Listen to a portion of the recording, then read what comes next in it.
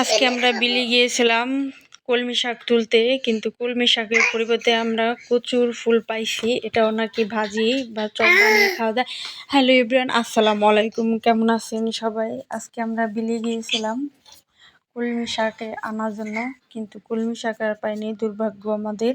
রাদিফাই যে কাদা তুলতেছে।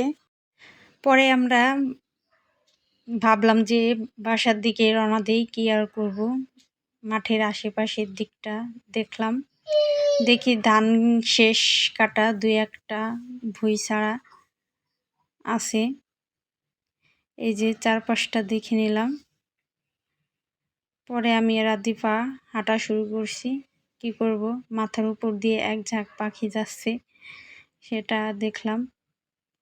এই যে ধানগুলা কাইটে রাখছে পাশের জমিতে, যে পেঁয়াজ লাগাবে হালি চারায় রাখছে। এখন সব জমি পরিষ্কার করে সবাই পেঁয়াজ লাগাবে। এখন পেঁয়াজের সিজন, নভেম্বর ডিসেম্বর এই 2 মাস পেঁয়াজ লাগায়। পরে এই যে একটা জমিতে দেখলাম ধুন্দল ধরে আছে। একটা ধুন্দল এত বিশাল একটা বড়, এই যে অনেক বিশাল বড় একটা ধুন্দল পাইকে আছে। ধানগুলা কি সুন্দর দেখতে লাগতেছে, মাশাআল্লাহ। ফসলগুলা আসলে অনেক সুন্দর। এই যে গরুর ঘাস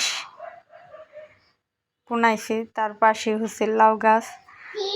লাউ গাছে লাউ ধরছে কিনা তাই দেখে আসি।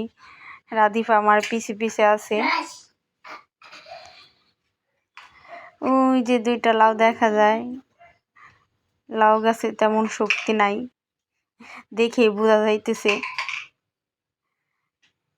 ওই যে 2টা লাউ, আর হচ্ছে এই যে একটা লাউ, এই যে একটা লাউ, আর হচ্ছে এই যে একটা লাউ। গোল লাউ ধরছে। রাদিফাই যে আসতেছে, ওর আশা দেখে আমি হাসতে মরি। কিভাবে আসতেছে, মাশাআল্লাহ। ওর জন্য দোয়া করবেন।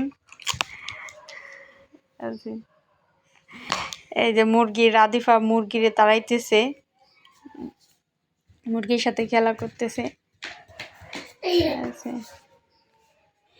তো এরপর আমরা মুরগির সাথে রাদিফা খেলাধুলা করে আমরা বাড়ির দিকে রওনা দিলাম। আমাদের বাড়ির পিছনেই হচ্ছে এই জায়গাটা।